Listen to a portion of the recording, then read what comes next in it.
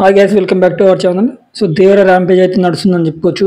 దేవర 10 days collections అయితే కొత్త rampage అయితే నడుస్తుంది. సో ఒక బీభత్సం సృష్టిస్తున్నాడు అనమాట. దేవర 10 days కలెక్షన్స్ 466 crores వచ్చింది అని చెప్పేసి అఫీషియల్గా అనౌన్స్ చేశారని చెప్పుకోవచ్చు. ఇలా ఆస్ట్రేలియా చూసుకుంటే 950k ఆస్ట్రేలియా డాలర్స్ అయితే కొల్లగొట్టిందని చెప్తున్నారనమాట. ఇది ర్యాంపేజ్ అని చెప్పుకోవచ్చు. ఒక మూవీ మిక్స్డ్ టాక్తో ఈ మాత్రం తెచ్చుకుందంటే ఇది ఒక బీభత్సం సృష్టించిందని చెప్పుకోవాలన్నమాట. సో ఇప్పటి వరకు పర్లేదు, రేపు ఎల్లుండి వరకు ఈ మూవీ అయితే ఎలాంటి డోకా లేదని చెప్పుకోవచ్చు.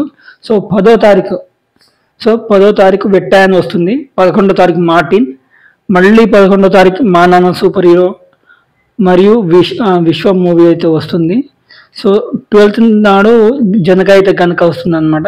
ఈ మూవీస్ అయితే పవర్ ప్యాక్డ్ మూవీస్ అయితే ఉన్నాయి.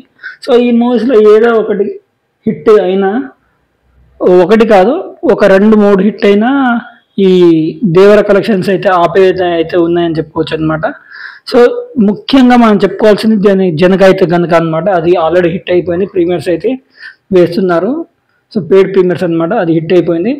ఇక్కడ విశ్వం కానీ, ఆనానా సూపర్ హీరో కానీ, మార్టిన్ కానీ, తర్వాత వెట్టాయన్ కానీ, ఈ 4 సినిమాలు ఒక 2 సినిమాలు హిట్ అయింది అనుకో, దేవర కలెక్షన్స్ అయితే పడిపోవడే ఛాన్సెస్ అయితే ఉన్నాయి. కానీ అలా జరగలేని పక్షంలో దేవరను ఎవ్వరు వచ్చినా ఆపలేరు ఈ కలెక్షన్స్ అని చెప్పుకోవచ్చు అనమాట. ఆ విధంగా అయితే దేవర కలెక్షన్స్ ఉండబోతుంది.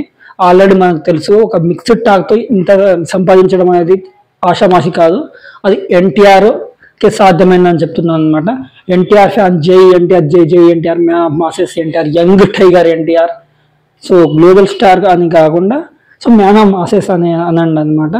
సో ఎన్టీఆర్కి చాలా అంటే చాలా ర్యాంపేజ్ అని నడుస్తుంది అనమాట. చాలా క్రౌడ్ అయితే పుల్లర్ అని చెప్పుకోవచ్చు. అలాంటి క్రౌడ్ పుల్లర్కి